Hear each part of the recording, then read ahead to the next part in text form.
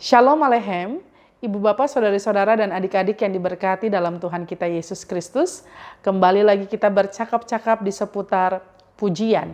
Karena sejatinya ujian tak menghalangi pujian.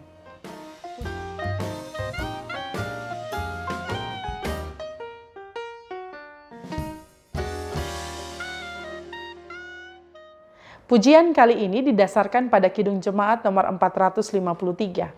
Yesus Kawan yang Sejati, yang syairnya dikarang oleh Joseph Scriven, lalu lagunya digubah oleh Charles Converse.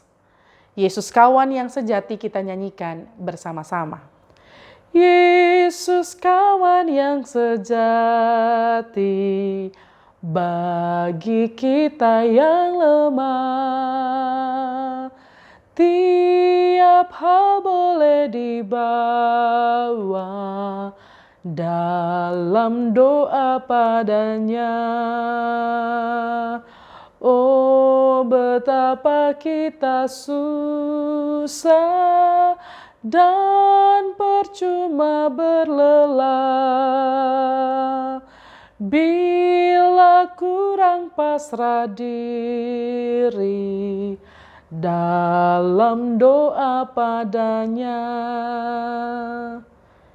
Penyair lagu ini, Joseph Scriven, adalah orang yang membuat begitu banyak orang sampai saat ini terhibur dan dikuatkan oleh lagu pujian yang dikarangnya. Namun sayang sekali, hidup sampai matinya mengalami begitu banyak pergumulan dan persoalan, bahkan hiburan, kekuatan tidak dimilikinya di akhir hidupnya. Ketika ia lulus kuliah di Irlandia, di tempat kelahirannya, ia akan melangsungkan pernikahan dengan seorang perempuan yang cantik dan dicintainya. Namun, malang menjadi bagian dari kehidupannya. Ia mengalami ujian berat karena sehari sebelum tanggal pernikahannya, kekasih hatinya meninggal dunia. Lalu Yosef bergumul dalam kesedihan yang ia rasakan. Karena sedih, karena mengingat peristiwa yang kelam penuh dengan berbagai macam hal yang mengguncang hati, pikiran, perasaannya, ia kemudian pindah ke Kanada. Ia menjadi guru, ia juga menjadi pendidik khusus untuk orang-orang yang ada dan lahir di tengah-tengah keluarga yang berada saat itu. Lalu ia jatuh cinta kembali dengan seorang perempuan dari keluarga yang mapan yang ia didik pada saat itu. Ia mengalami lagi guncangan dalam kehidupannya ketika beberapa waktu sebelum tanggal pernikahannya, kekasih hatinya meninggal dunia juga. Ibu bapak, saudari-saudara dan adik-adik yang diberkati dalam Tuhan kita Yesus Kristus, kehilangan orang yang kita cintai merupakan pergumulan yang berat dan itu dirasakan oleh Scriven. Sehingga ia melakukan berbagai macam hal, termasuk ia menyendiri di sebuah desa di Kanada. Dalam kesendirian yang ia alami, dia melakukan begitu banyak kebaikan-kebaikan bagi penduduk setempat. Ia menolong orang, ia melakukan berbagai macam kebaikan yang menguatkan orang yang ada di sekitar hati dan hidupnya di saat itu. Lalu ia membantu melakukan apa saja. Ada sebuah kisah di tengah-tengah kesendirian yang ia alami, ada seorang yang hendak mengupahnya. Ia bertanya kepada kenalannya yang mengenal Joseph Scriven terkait dengan, kamu kenal orang itu? Berapa biaya yang bisa saya berikan untuk membuatnya bekerja untuk saya, membantu pekarangan dan lain sebagainya, kegiatan bersih-bersih bagi orang tersebut. Lalu orang yang ditanya pun menjawab, Joseph Scriven tidak akan pernah membantumu karena ia hanya membantu orang-orang yang tidak mampu membayarnya.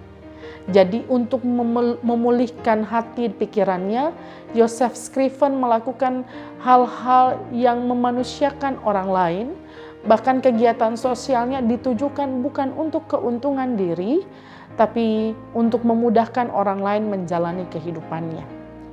Lalu pada saat ia mendengar ibunya jatuh sakit, ia tidak mungkin pulang ke Irlandia. Di tengah berbagai macam keterbatasan termasuk transportasi dan lain sebagainya untuk kembali pulang. Dalam kesendiriannya, dalam kegundahan dan kegelisahannya, syair dari Kidung Jemaat nomor 453 ini dituliskannya untuk kemudian menjadi bagian yang menguatkan ibunya terkasih.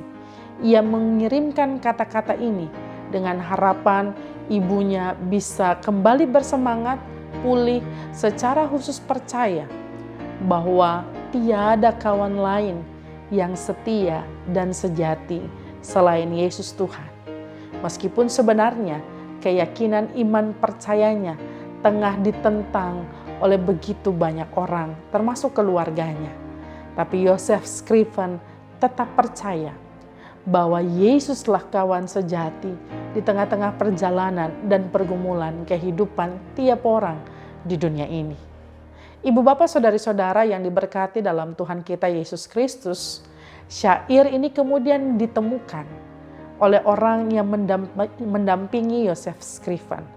Mereka beres-beres ketika pada saat itu Joseph Scriven ada dalam keadaan sakit, lalu mereka membereskan barang-barang di kamarnya dan menemukan secari kertas bertuliskan syair lagu dari Kidung Jemaat nomor 453 ini.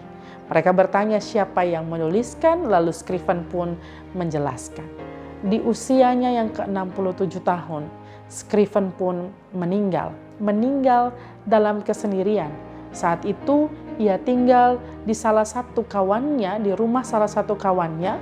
Lalu ketika kawannya sedang keluar dan kembali pulang, ia tidak menemukan Joseph Scriven.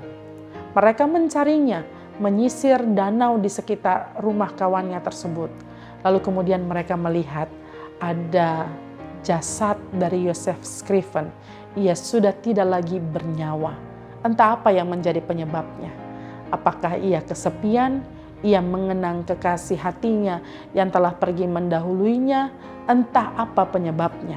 Yang pasti Joseph Scriven meninggalkan secari kertas yang penuh manfaat sampai saat ini.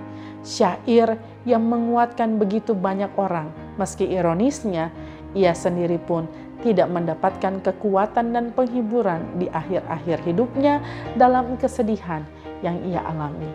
Orang-orang di salah satu desa di Kanada tersebut pun membuat tugu bagi peringatan tentang Joseph Scriven. Meskipun tugu itu belum sempat dilihat begitu banyak orang sampai hari ini, syair lagunya dikenal dan dikenang oleh kita sekalian sampai saat ini. Charles Converse yang kemudian mengubah lagu dari syair Joseph Scriven ini adalah seorang ahli musik yang kemudian mengubahnya menjadi lagu pilihan yang terkenal.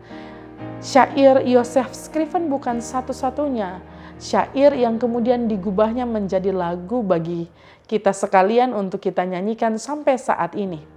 Tapi lagu inilah yang masih diingat sampai saat ini yang digubah oleh Charles Crosat Converse.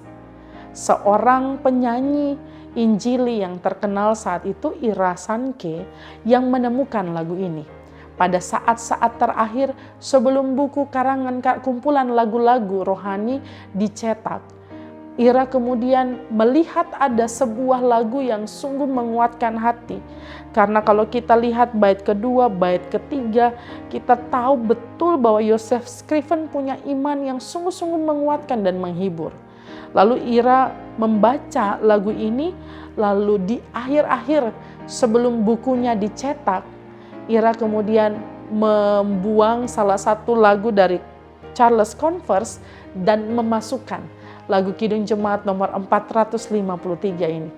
Jadi ia yang terakhir ditemukan, lagu ini terakhir ditemukan, tapi kemudian menjadi yang terkenal dan sungguh-sungguh menjadi bagian yang sering kali ada di tengah-tengah duka cita yang kita alami. Pujian yang sungguh-sungguh menguatkan ketika kita sekalian orang percaya mengalami ujian. Ibu bapak, saudari-saudara dan adik-adik yang diberkati dalam Tuhan kita Yesus Kristus, kadang hidup menyajikan begitu banyak pengalaman-pengalaman sulit. Tapi Yosef Scriven mengajar kita, jika oleh pencobaan kacau balau hidupmu, jangan kau berputus asa, pada Tuhan berseru.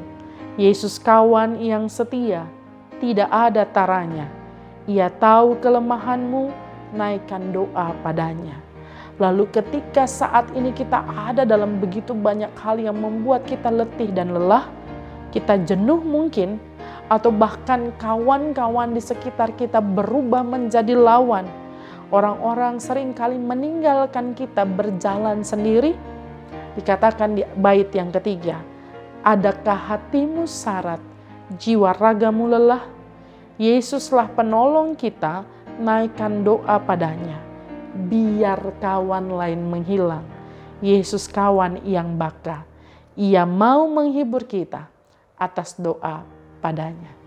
Jadi meskipun kita sendiri, kita tidak akan pernah sendirian. Karena ada Yesus yang menjadi teman, menjadi kawan yang sejati. Dan ialah segala-galanya dalam kehidupan kita. Karena itu, muliakan nama Tuhan, sekalipun ujian menjadi bagian dari perjalanan kehidupan kita di tengah-tengah dunia ini. Teruslah memuji-muji nama Tuhan. Tuhan Yesus menguatkan dan memberkati kita sekalian.